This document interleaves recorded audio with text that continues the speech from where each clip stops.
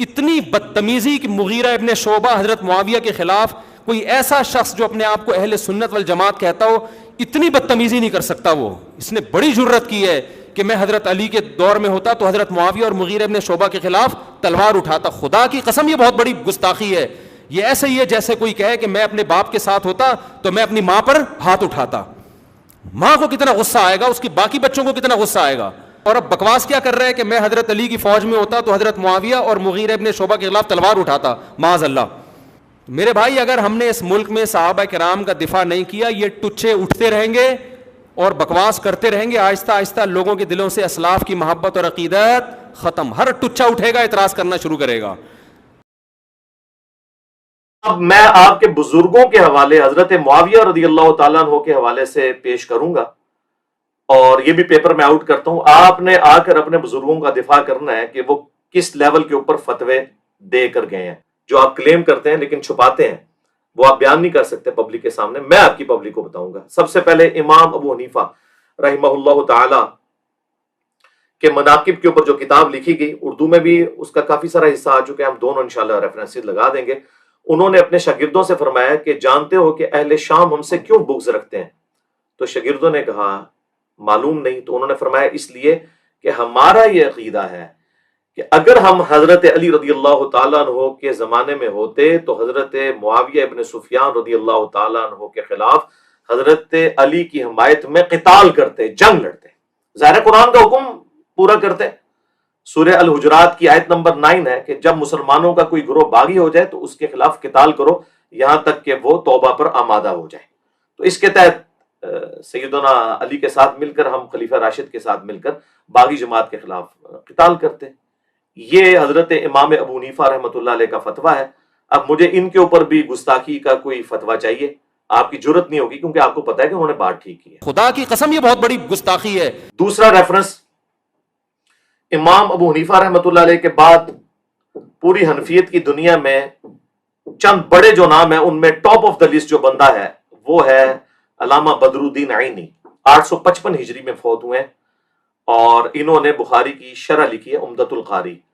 اس میں صحیح بخاری کی جو حدیث ہے 7083, اس کے کانٹیکسٹ میں انہوں نے علامہ کرمانی کا قول نقل کر کے ان کا رد کیا ہے کہ کرمانی تو یہ کہتے تھے کہ حضرت معاویہ رضی اللہ تعالیٰ عنہ چونکہ اجتہادی طور پر باغی تھے, انہیں 1 اجر ملے گا اور مولا علی کو 2.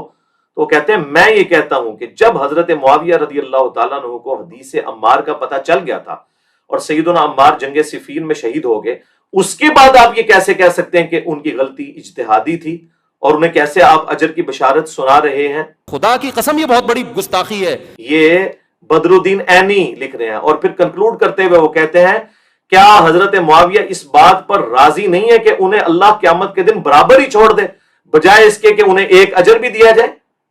یہ اجر والی جو بات کر رہے ہیں وہ تو خلیفہ راشد کے لیے ہے, جو بخاری مسلم میں حدیث ہے. امام بخاری نے باب باندھا ہے کہ اگر حاکم وقت اجتہاد کرے اور صحیح اجتہاد ہو تو اسے 2 اجر ملیں گے, اور اگر وہ غلط اجتہاد کرے تو اسے 1 اجر ملے گا. یعنی اگر نعوذ باللہ مولا علی رضی اللہ تعالیٰ عنہ علیہ السلام جنگ جمل صفین اور نہروان غلط لڑتے تو اللہ تعالیٰ انہیں تب بھی 1 اجر دیتا, چونکہ اب انہوں نے ٹھیک لڑی ہے, الحمدللہ ان کے لیے ڈبل اجر ہے الحمدللہ.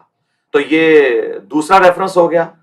اب آ جائیں تیسرے ریفرنس کی طرف, اور وہ ہے ملا علی قاری المتوفا 1014 ہجری. انہوں نے مرقہ لکھی ہے شرح مشکات. اس میں انہوں نے 5878 نمبر حدیث جو قتل عمار والی ہے اس کے کانٹیکسٹ میں وہ کچھ لکھا ہے کہ کیمرے کا لینس پھٹ جائے اور آپ لوگوں کی جو جھوٹی عقیدتیں وابستہ ہیں نا وہ بھی پھٹ جائیں اللہ کے فضل سے, جو انہوں نے لکھ دیا ہے. اور اردو ترجمہ آپ لوگ خود چھاپ چکے ہیں مرقہ کا. انہوں نے لکھا ہے کہ جو قتل عمار والی حدیث ہے بخاری اور مسلم کی کہ عمار کو ایک باغی جماعت قتل کرے گی, عمار انہیں اللہ اور جنت کی طرف بلا رہے ہوں گے اور وہ جماعت جہنم کی طرف بلا رہی ہوگی. اتنے سخت الفاظ. یہ حدیث بخاری میں بھی ہے, مسلم میں بھی ہے. اسے قتل عمار والی حدیث کہتے ہیں. اور اسی کانٹیکسٹ میں ایٹ لیسٹ 4 جگہ مسند احمد کے اندر تفصیلی واقعہ موجود ہے جنگ صفین کے حوالے سے کہ ابو الغادیہ رضی اللہ تعالیٰ عنہ جو اصحاب شجرہ میں سے تھے ان سے حضرت عمار کا قتل ہو گیا اور وہ پوری زندگی روتے تھے. وہ ساری احادیث انشاءاللہ تعالی ہم ڈسپلے کروا دیں گے کہ قتل عمار کس نے کیا، تو اس حدیث کے کانٹیکسٹ میں ملا علی قاری شرح مشکات کے اندر لکھتے ہیں کہ میں یہ کہتا ہوں، یہ ملا علی قاری کہہ رہے ہیں کہ جب قتل عمار والی حدیث حضرت معاویہ رضی اللہ تعالیٰ عنہ کو پہنچ گئی تھی تو ان پر واجب تھا کہ وہ خلیفہ وقت مولا علی کی اطاعت اختیار کرتے، نمبر 1۔ نمبر 2، اپنے دل میں حکومت کی جو انہوں نے طلب رکھی تھی اسے ترک کر دیتے، یعنی انہوں نے کہا کہ حکومت کی طلب کے لیے وہ کر رہے تھے۔ نمبر 3، انہوں نے لکھا کہ انہوں نے قتل عثمان کو اپنی ڈھال بنائے ہوئے تھا اور دل میں وہ بغاوت چھپائے ہوئے تھے، اور حدیث عمار ان کی بغاوت کو کھول کر ظاہر کرتی ہے۔ یہ جناب انہوں نے الفاظ لکھے۔ خدا کی قسم یہ بہت بڑی گستاخی ہے۔ اور اس کے بعد انہوں نے کہا کہ افسوس حضرت معاویہ کے اس عمل سے قرآن اور سنت دونوں پشت کے پیچھے ڈال دیے گئے، مہجور ہو گئے۔ پھر اینڈ پہ انہوں نے لیپا پوتی کرنے کے لیے، ظاہر ہے کہ وہ تو آپ لوگوں کے شر سے بچنا تھا، انہوں نے کہا کہ ہمارا ایٹیچیوڈ یہ ہونا چاہیے کہ ہم تمام کا احترام کریں، نہ ہم ناسبی ہیں نہ ہم رافضی ہیں۔ اس کا مطلب ہے کہ یہ ساری باتیں کر کے بھی وہ اپنے آپ کو رافضی نہیں سمجھتے، اور ان کے اوپر ناسبیت کا آپ لوگ کوئی الزام نہیں لگائیں گے، نہ رافضیت کا الزام لگائیں گے۔ تو اتنی سخت باتیں تو میں نے کبھی نہیں کی ہیں۔ تو انشاءاللہ تعالیٰ یہ اب آپ کی عوام کو جب پتا چلے گا نا، پھر آپ کو پتا چلے گا کہ یہ جو آپ کے علماء کے فتوے ہیں وہ تو اتنے بڑے بڑے ہیں کہ ان کے مقابلے میں تو انجینئر صاحب کی تو گفتگو شاہی کوئی نہیں۔ اب یہ 3 اماموں کے حوالے یہ آپ کو اب قیامت تک ہانٹ کریں گے۔ یہ میں نے پیپر آؤٹ کر دیا۔